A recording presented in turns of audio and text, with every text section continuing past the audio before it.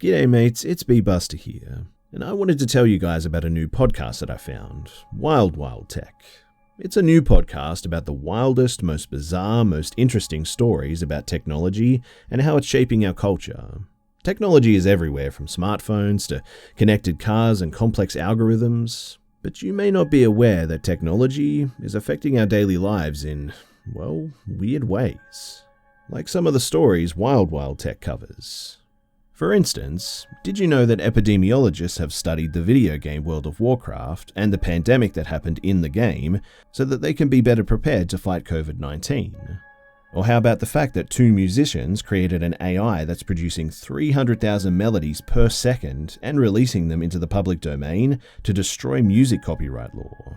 Or did you know that the US Army is recruiting its next generation of soldiers on Twitch? Wild Tech will bring you each topic through the voice of experts who know all about the hidden world of technology and real people who are having their lives changed in strange ways by the digital world. Wild Tech is hosted by Jordan Erica Weber and Joshua Rivera, who go out into the world to find the real people who live through these crazy stories, as well as gain more insight from the experts and reporters who are at the verge of tech and pop culture. Wild Tech brings you stories about your favorite tech companies and products that you won't believe are real. You can listen and subscribe to Wild Tech on Apple Podcasts, Spotify, or wherever you're listening now.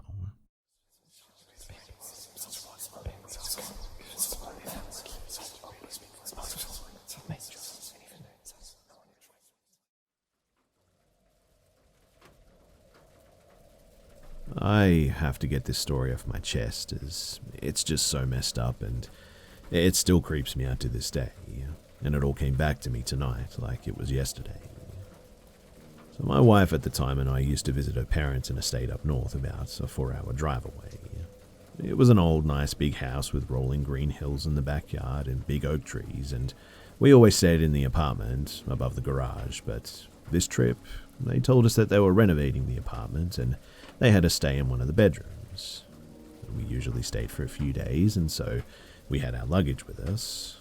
I was putting our clothes in the dresser, and I came across some pictures in the bottom drawer. My wife was downstairs with her parents, but these pictures, to put it simply, just shocked me. I'm pretty sure that they were not meant to be found, because there were pictures of my father-in-law inserting objects into my mother-in-law. Now, 3 things were really messed up about these pictures. 1, these objects weren't standard play toys that most of us are used to. It was things like tennis rackets, the round end, a wine bottle in another, and I think a stuffed animal, and just some really other messed up stuff. Obviously, I really freaked out. I didn't look anymore, just quickly put them back into the drawer.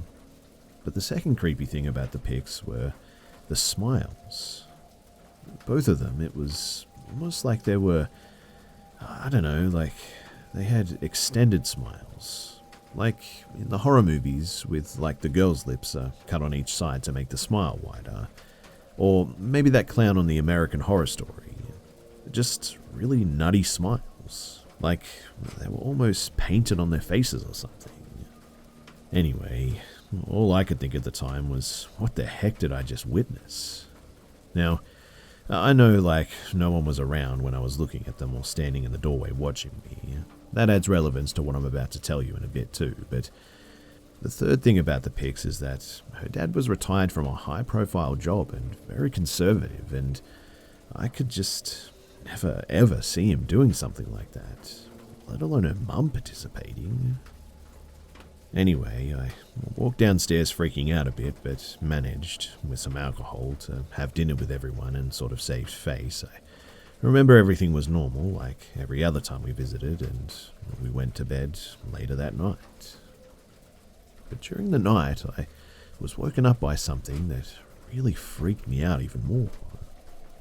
You see, my mother-in-law was standing at our doorway just staring at me with that same messed up smile, now holding a wine bottle and a tennis racket. I just flipped right there, couldn't move, and I was paralyzed. I closed my eyes, and when I opened them, she was gone. like in 2 seconds flat. The wife was sleeping, snoring actually, but it just seemed so real at the time, but I must have been dreaming. I wasn't drunk, I know that, but it's up for debate still in my head. But if I had to stake my life on it, she was there at that doorway. I'm pretty confident. Obviously, at the time, I had all of these questions in my head, like, did she see me looking at the pictures? That's too crazy, it's too coincidental, and I know all of them were downstairs at the time, but how did she know? Anyway, the next day, I'm the last one up, and I'm walking downstairs, and my wife is really mad at me at breakfast. It was like she picked a fight with me just for no reason. I think it was about the supposed shoddy job I did on a building wall at their house the previous summer or something. That was all just lies, though, and she knew it. They all knew it, and even I knew it. I do very good work, but she just kept on about it, and her parents just sat there kind of smiling away while we were arguing like it was nothing. I remember looking at all of them like, what the heck is going on? It was like a big conspiracy. I mean, we never argued like that before, and even if I built that wall with cardboard, something like that would never have turned into the argument it did. I mean, we were all really laid-back people up until that point, and that would have been a joking kind of thing. But my wife was just on a different level that morning, and her parents were like twice as weird, just sitting there like they were. That freaked me out even more too, and then the yelling act my wife was putting on. I was just so traumatized by then, by the whole situation, that I went upstairs and I packed my stuff and I just left the house. But with no objection from my wife or the in-laws, not a word then, and that was super weird too. I got in the car though, and I ended up driving back home like 4 hours by myself, getting more and more creeped out with each mile, my anxiety building. Was it the pictures? Did Mum manipulate the whole situation and cause her weird American Horror Story that night before? I don't know, but there was no phone call from my wife the whole way home. No nothing. I did leave a "what the heck is wrong with you people today" message on her parents' landline, but it was just 100% weird in that kitchen that morning. By the time that I got home too, I remember I was ready to leave my wife for sure and just never ever wanted to see my in-laws' faces again, even though I really liked them a lot before this and we got along really well. My wife did end up coming home a few days later, I think. We made up on the phone and she apologized, I think, but I wasn't there by the time that she got home, and long story short, we just got divorced not long after that. She never really did explain why she jumped on me like that too that morning, but by then I truly just didn't care how much we invested in that marriage or how beautiful she was or how much I still loved her. I was just too creeped out, and I knew things probably never would be the same again, at least in my head. I never did see my in-laws again, or my ex-wife ever again too, or ever tell her what I saw in the drawer that day or what I saw that night. It's been almost 20 years now, and I guess it's too late now for any answers, right?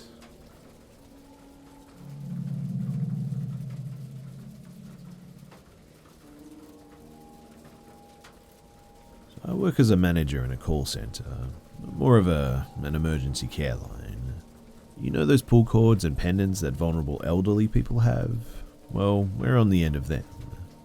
I've worked there for around 2 years, and I've never had anything spooky or paranormal come through, despite dealing with death on a daily basis too.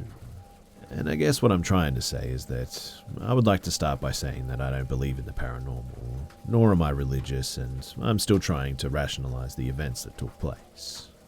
And although I didn't see them firsthand, they still sent chills down my spine. So it was a Friday night, must have been around 9:30, as I had just come back from my break and I was the only supervisor on duty. I received a call from an operator, home working due to COVID, stating that they had received a call from a paramedic and that we had called out for an alarm activation in a property with no response, and they wanted a supervisor to call back. We get it a lot too, people saying that they want to speak to a manager, and It normally means someone wants to complain about something, so I just shrugged it off.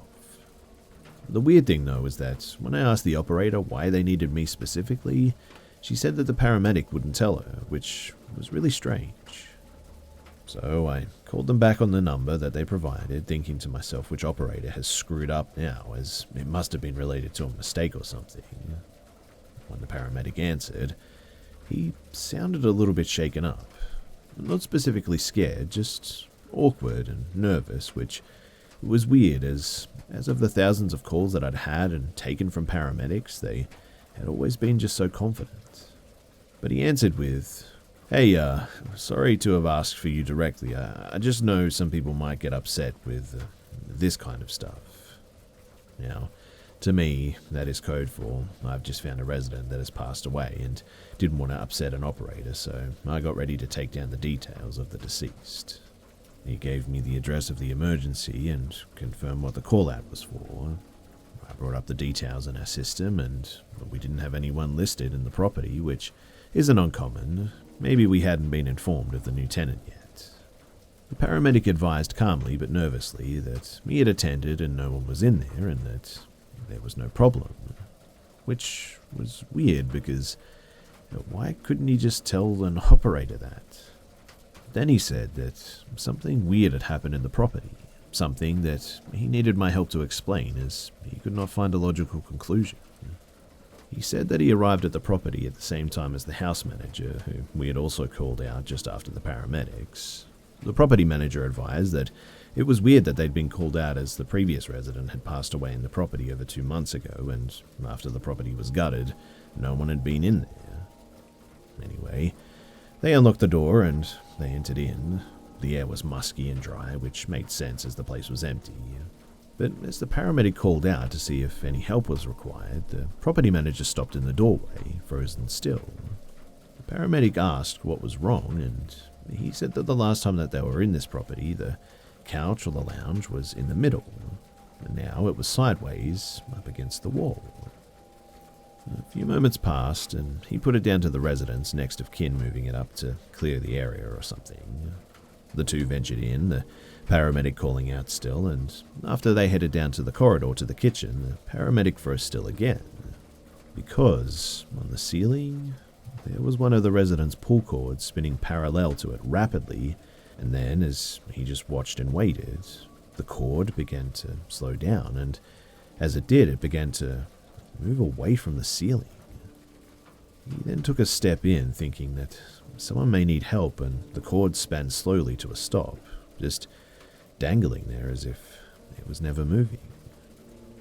Both men searched the property thoroughly, thinking that someone must be in there to make the cord spin that much, but no one could be found.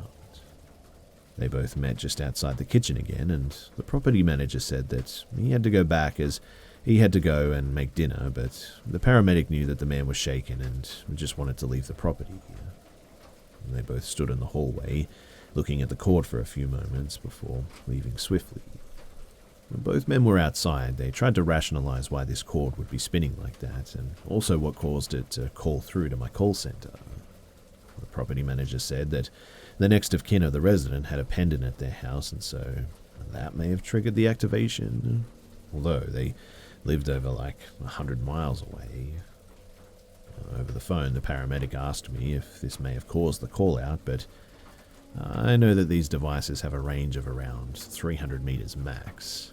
It would be impossible for the device to have caused the call-out from like 100 miles away. So I asked if it could have been caused by the draft from the window or the door or the extractor fan or something. But he advised that the extractor fan was off and all the windows were sealed shut. Plus, there was very little wind that night, and due to the location of the kitchen, there was just no way that any breeze from the door would make it there. Now, I just want to reiterate that his tone of voice, he sounded genuinely concerned and said that in his 11 years on the job that he had never, not once, seen anything like it. I'd only been working in the call center for 2 years at that point, and this was the first time something like this had come through to me. He said that it reminded him of watching one of those ghost hunter shows where the mystery can always be put down to the special effects, but He just couldn't explain what he had seen, and it was making him really uncomfortable. He also let me know that he was going to call from his responder car just outside the property, but he got a strange feeling that something was watching him. So he drove a mile up the road before calling. Anyway, he said that he would update our notes as there was no one in there, and that he was going off to get himself a drink as it was the end of his shift anyway, and he needed to forget what he had seen. I wished him a good rest of his night and just sort of sat there thinking what could have caused that pull cord to spin like that. Don't get me wrong though, I could easily put the activation of the alarm down to a simple system error. I mean, it happens all the time, but nothing could explain what he saw in that property. From my perspective, if a resident, a next of kin, or even property manager had advised me of the happenings in the apartment that night, I probably would have chalked it down to them just being a little crazy. But a paramedic who sounded genuinely terrified while telling the story on the phone, that one just didn't sit right with me. In the end, I don't know what caused the pull cord to spin like that, and I probably never will. I just hope that this is the first and the last time that I hear of something like this happening.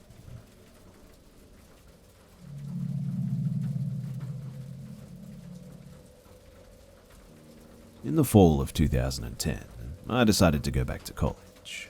I was a single mum of 3 boys, but they were all in school now, and me going back was finally possible. The school that I went to is a regional campus to a very large university, and located in a neighborhood that is known for crime, meth, heroin, prostitution, etc. But it was only a 20-minute drive from my house, and I didn't feel unsafe about going there. The first day and the first class were intimidating, I'll admit. I didn't know anyone, and I was a lot older than most of the students. I was 28 at the time. And so I sat down in the back of the room at a table, and a few minutes later, a lady who was around my age sat down next to me. She was very skinny, smelled like cigarettes, greasy hair, sunken eyes, but she started to talk to me and she seemed normal enough. She started off the conversation telling me that she chose to sit next to me because I was wearing the prettiest blouse in the room. Strange, but as an awkward person myself, I leave a lot of leeway for people to say or do awkward things before I think too deep into things. She didn't have a backpack, any books, a pen, notebook, nothing. She said that her financial aid hadn't come through yet, but she didn't want to fall behind on classes and asked could she share my books. I agreed and gave her a pen and paper also. After the first class, she asked if I would mind going to the library with her so that she can scan some of the pages to take home. I agreed, and we started to head back to the library.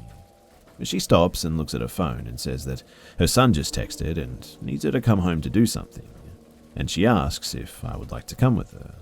I tell her that I have another class shortly and unfortunately I can't go with her. I ask if she still wants to go to the library first, and she says no, that she has to go and get her son, but really can't go alone. I kept telling her that I can't go with her, and then she just starts crying.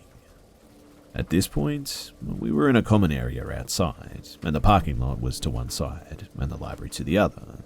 I tell her that I need to go to the library, and she's welcome to come, talk, whatever she needs, but I have to go.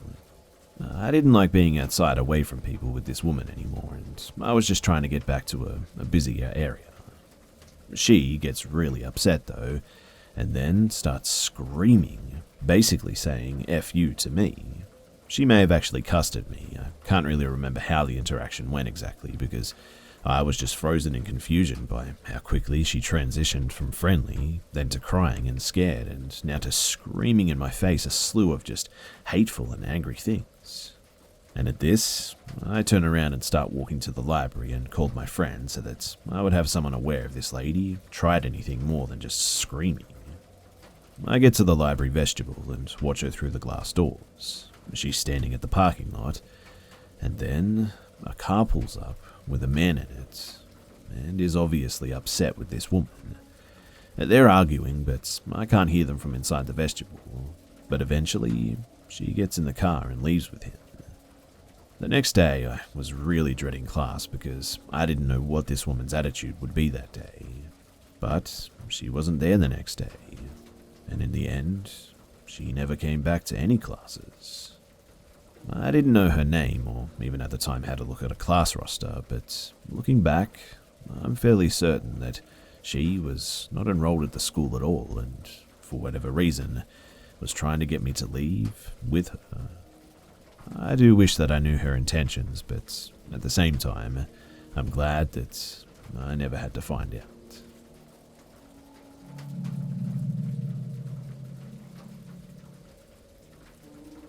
So, I live in a relatively small town in a really small country. I work as a waiter in a local restaurant. The restaurant is the oldest building in town and has quite a rich history. It was built in the late 1800s and was originally just a small shack. The house still has a really old feel to it. We have antiques strewn all about the place. We even have the original floorboards from around 1940 in our upstairs dining area. And all around it just has a creepy vibe in the house. I've been working there for almost 3 years now, and this encounter happened last year. So it was a pretty busy night, and the place was quite packed. I was a greeter that evening, seating guests as they come in, taking down reservations in the book, as well as helping out during service upstairs. We had a table reserved for 6 people at 7:30 in our upstairs dining area. The guests came in, and I cheerfully said, "Good evening, how can I help you?" They told me the name that they had made a reservation under, and I confirmed. Yep, here it is, table for 6, right this way," I said as I picked up 6 menus and a drinks menu to show them to their table. "Actually, there's just the 5 of us this evening," said one lady. I replied, "Oh, alright, no problem," and proceeded to put away the extra menu. I didn't think much of it, as party sizes change all the time, either adding or disbanding one member. But I walked them upstairs and showed them to their table. They all sat down, and I started putting down menus for one side of the table, then moved to the other side, and I put down all 5 menus, but then there was a 6th person sitting at the end of the table. She had her back turned to me, and all I could see was her long black hair which draped over her shoulders. I just remember saying out loud, "Oh, I forgot one menu. I'll be right back," and quickly made my way downstairs.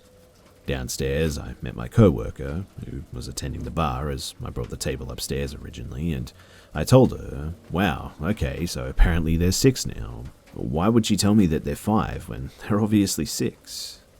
She just looked at me and said, "Are they 6? I remember them walking in, and I could have sworn that there were 5. I just gave a shrug and grabbed a menu, and I went back upstairs. I walked to the table, menu in hand, and noticed that there were only 5 sitting at the table now. I walked to the table and said, "Oh, I thought that you guys were 6. Wasn't somebody sitting here?" and pointed at the empty seat. They all looked at me confused and said, "No, there's just the 5 of us." And quite honestly, I was stumped.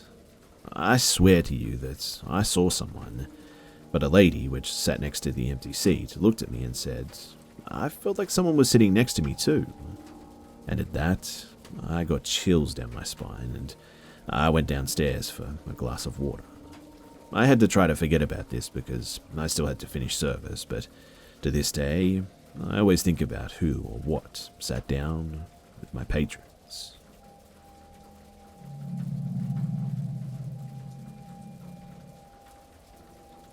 This is going to be a bit long, so bear with me. Now, I had a best friend in high school named Lena. We were friends for about 1.5 years, I think, and we would spend almost every weekend at her house, listening to music, watching scary movies, and just gossiping, basically. She was just a little bit crazy, though. The type of girl to beat up her boyfriend's exes unprovoked. She actually did that once too, and catfish people. I say that we were best friends, but actually, it was more like I looked up to her and she liked that she could boss me around and hang out with me whenever she pleased. But she was extremely manipulative and two-faced. She actually had a hobby of being nice to girls at school and then going on their social media and making fun of everything that they posted. She would befriend people just to get information from them, and when we were friends, Lena was dating this guy named Nolan. They dated for about a year and a half, I think, and had lots of troubles the last 6 months or so. He would go out drinking most weekends, and she would cry in the middle of the night and blow up his phone, yelling at him and making him feel guilty.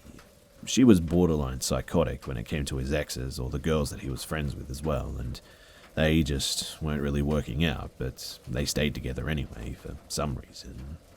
But at some point, Nolan got Lena pregnant, and also one of Lena's other friends, whose name was Autumn, became pregnant at the same time from a guy that I was in love with. Naturally, I wanted nothing to do with Autumn, but because they were pregnant together, Lena started hanging out with Autumn most weekends and neglected our friendship. After about a month, I just became fed up with it, and I started ghosting her pretty much. At first, she tried to apologize, but I was not having it, since the other girl was dating the guy that I'd been in love with for 2 years, and I was jealous and I was childish. So eventually, Lena just got pissed at me and stopped trying. A few months went by and Lena had the baby. Nolan and Lena stayed together to take care of their son, but their relationship was absolutely horrendous at that point. Lena actually cheated on him, and Nolan decided that he wanted out of the relationship but continued to see his son and buy things for him. However, Lena and Lena's mother made things very difficult for him by constantly changing the days that he could see his son and refusing to let him take his son anywhere besides Lena's house. Lena's mother would also throw out Christmas presents from Nolan, ignore his phone calls, and eventually told him that he wasn't allowed at the house. Nolan begged for months to see his son, but it was clear that Lena and her mother didn't want him in the picture. Nolan offered to pay child support, but they didn't want that either. They just wanted him gone. And so he just stopped trying. And apparently, even that wasn't what they wanted. Lena took to social media to talk about how Nolan was a deadbeat. She told everyone she knew that being a single mother was really hard and the baby daddy refused to take care of his kids. A year after they broke up, I actually met Nolan in person. We'd been talking online for a couple of months about Lena. We had shared stories about her crazy meltdowns and her manipulative tendencies, and we talked about the time that he came to her house while I was there and attempted to scare her by jumping out when she went out the front door, but instead accidentally jumped out at me. He thought it was the funniest thing ever that my face stayed stone cold and I just said, "Sup." We had a similar sense of humor, and at the time, I had no one. I had just come out of one of the worst depressive episodes of my life. It had lasted for a good year, and I had dropped out of school, been doing drugs, isolating myself for weeks at a time, and even considering suicide. But he was the one to help bring me back from the brink. He was really kind, and he was my support system. We were just friends at first, but when Lena caught wind of our friendship, she reached out to me. At this point, we hadn't been friends for a year and a half. We caught up, though, and talked about what had been happening in our lives. She asked what was going on with Nolan, and I told her that we were just friends, and everything seemed fine. But that was when her erratic behavior began. She would just randomly block me on social media and then unblock me a month or two later. Sometimes we would talk like, "How are you? Everything good?" And then the next day, I was blocked. At one point, I asked one of her friends to get her to tell me why she was doing it because I was confused. So she unblocked me and told me that she was salty about the situation with Nolan and the fact that I was friendly with him. I asked her why she kept making up with me and then suddenly getting pissed again and cutting me off, and I told her that I was tired of thinking things were good, only for her to turn around and pretend like we had never said anything to each other. That was when she said that she could block me again or keep me unblocked. Whatever I wanted was fine, but she felt that I had done her wrong by abandoning her during her pregnancy and befriending her ex-boyfriend. So then I tried to explain to her why Nolan was my friend. I tried to tell her that Nolan was all I had in the darkest time of my life. I tried to tell her why her neglecting me for Autumn hurt my feelings, but she wasn't having it. Now, before I continue, I understand where she was coming from, and I acknowledge too the fact that I acted childishly and in a really cruel way, but I had tried to make up with her multiple times at this point. I tried really hard, in fact, and she couldn't even stick with whether she would forgive me or not. So, in the end, I just told her to block me again and be done with it. She told me that she wouldn't block me again, and then she gave me her blessing with Nolan. She said that she was fine if we wanted to date, and she said that she hoped I had a good life, and I said the same to her. And I honestly really meant it. We had a bad end, but I was glad that we could at least wish each other well. And it was just a few months after I last spoke to her that Nolan and I started dating. I had waited so long because I was worried about Lena, even though we weren't even friends anymore, but she had given me her blessing and she was dating someone new, so I just went with it. But it was around this time that I received a friend request from a girl on Facebook named Casey. Casey said that she lived in a big city in my state, and since we had mutual friends and I had once gone to school in that city, I assumed that we had gone to school together and I just didn't remember her. She honestly seemed like a real person too. She claimed to work at Hooters, had made posts about how her workdays went, had several pictures of the same girl, and made frequent posts about her ex-boyfriend. So I accepted the friend request, and she messaged me telling how pretty she thought that I was. I thanked her, and I told her to message me any time that she wanted to chat. For the next few months, I was honestly just clueless. I went about my regular life, posting about the things me and Nolan did, getting my GED, hanging out with friends, visiting my mother, etc. Occasionally, though, I would see strange posts on my timeline from Casey, but I didn't think much about it because, well, I had over 1,000 friends on Facebook and I rarely even saw them. They were mostly posts about how much she hated her baby daddy and how her line of work sucked, but there were two posts in particular that caught my eye. One was a post that seemed to be referencing something that I had posted the day before, and the other was of her saying, "We all know a dirty hoe named so-and-so with my first name in the blank." So I went to her profile and then clicked through months and months of posts. Some were about her line of work, but everything else was related to me and Nolan, and I mean everything. There were posts of her complaining about her deadbeat baby daddy buying things for everyone but his kid, posts about how sad she had felt about the breakup, posts about how she'd missed me and thought of me as a sister, which is bullcrap, and I'll explain why later, posts about how I stole her boyfriend, again, also lies, and just a myriad of posts just shit-talking me, basically.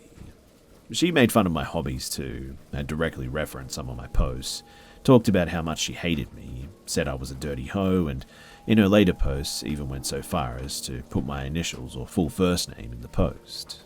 She even had people in the comments egging her on and talking crap too, even though no one knew who she was talking about. But I did. She referenced our past experiences, and it was undoubtedly Lena. I messaged Casey and I told her that I knew that it was Lena. She played dumb and told me the initials were of another girl that she knew. When I looked up the name that she gave me, not a single person on Facebook had that name. And when I told her that too, she just brushed over it and tried to get me to talk about Lena. So I played along this time and I talked some pretty hardcore crap about her. I lied about a lot of things in an attempt to get her to out herself, but in the end, all she did was send a screenshot of our conversation to Lena's account, in an attempt to make it look like Casey was real and was trying to help Lena out by showing what kind of a person I was. And Casey then immediately deleted her account.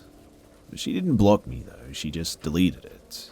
I had a friend and my dad check, and neither of them could find Casey's profile, so and then another month went by and I found out that she had reactivated the account. And because I can't block a deleted account, she was in my friends list again and had access to my profile for who knows how many days.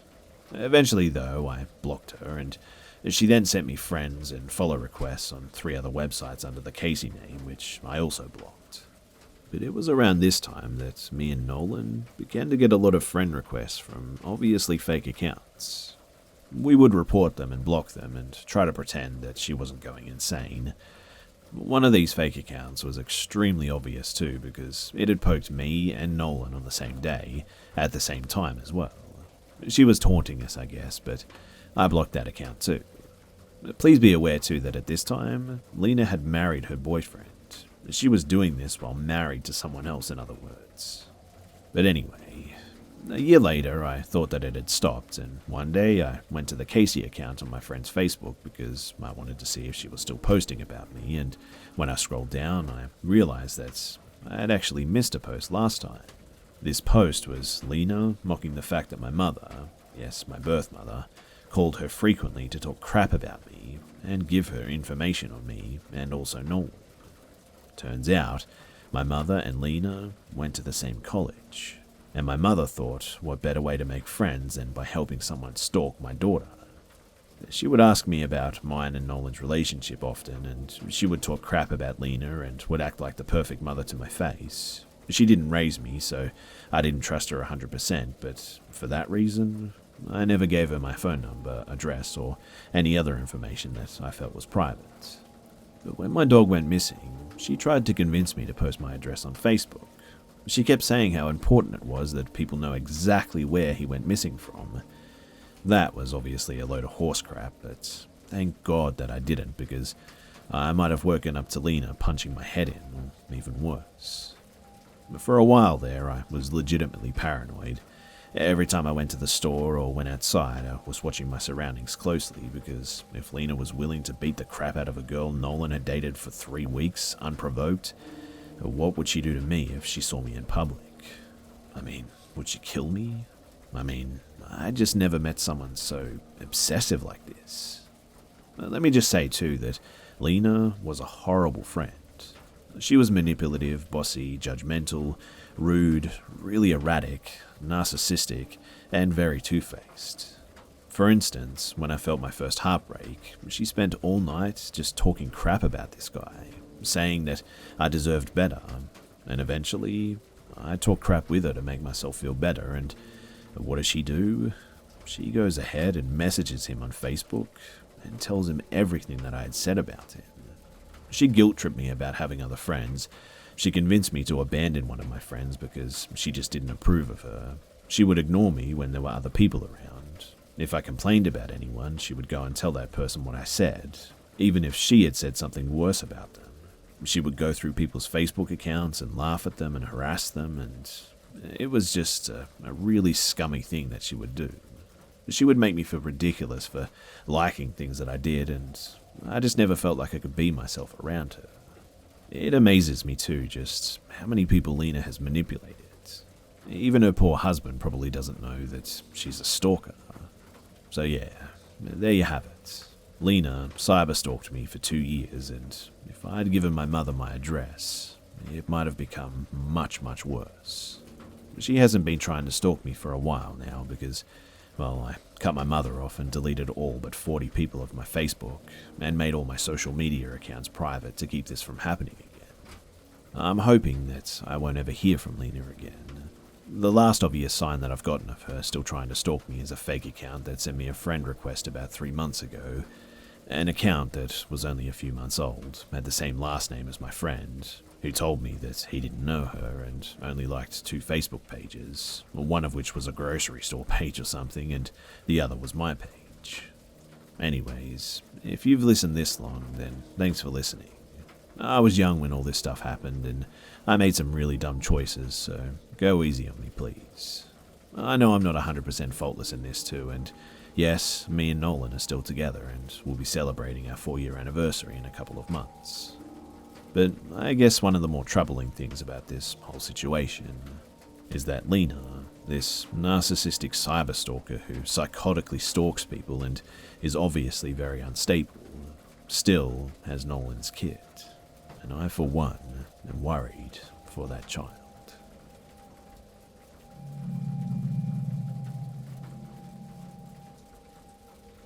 This has been a story that has stuck with my dad for years, and he legit still gets weirded out whenever he is asked about it. A thing to know about my dad is that he is literally the most straightforward guy you'll ever meet. He sees no use in lying and tells the truth, quite brutally in fact, 24/7. And quite honestly, I've never not believed this story. So this happened in the mid to late 80s when my dad was in high school. My dad had a good friend who we'll call Ryan. My dad and Ryan played a sport together, baseball or football, I think. It was after a sports practice, though, where my dad decided to crash at Ryan's house since it was super late. Now, Ryan lived in this huge house that was pretty old. It was also way out in the country. Ryan and my dad, and even some other friends, always joked around about how the house was haunted. Dogs barking at nothing, security alarms blaring constantly for no reason, the house would always feel freezing cold, etc. But my dad admitted to me that he never really loved to spend the night at Ryan's place because it just gave him the heebie-jeebies. But obviously a high school football or baseball player would never admit to that. That night, though, Ryan's parents were out, so it was just Ryan and my dad. They watched some TV and had some pizza before they decided to just hit the hay. This is where I would like to acknowledge, too, that no alcohol and no drugs were involved while they were hanging out. The setup was going to be that Ryan was sleeping upstairs in his room while my dad slept on the couch with Ryan's dog beside him. And from here on, this will be told from Ryan's account. So, according to Ryan, he got ready for bed as usual before shutting the door behind him. He fell asleep pretty fast since he was tired from practice, but it was then that he felt something jump on his bed. He brushed his arm against it, thinking that it was the dog. It was then that he felt licking all over his face, like legit licking over and over again all over his face. But waking up expecting to see his dog, the room was completely empty and the door was shut. But he noticed that his face was still completely wet. Downstairs, my dad still had not fallen asleep yet, so he was watching TV with the dog. Remember too that this was over the course of around 45 minutes or so, and according to my dad, it doesn't take long for Ryan to come bolting down the stairs screaming bloody murder while asking where the dog was. My dad was obviously super confused and thought that Ryan's story was just crazy. He told him that the dog never left his side and that he never even fell asleep. I can remember my dad telling me, though, just how shaken up Ryan looked. It was to the point that my dad believed him and even stayed up with him for the rest of the night. According to my dad, his old friend still doesn't think that it was any kind of a dream, but they both have no explanation to any of it, which is what bothers them the most, I think. I'm new to this whole storytelling business, but I hope you guys enjoyed this story because it's something that has never left my family.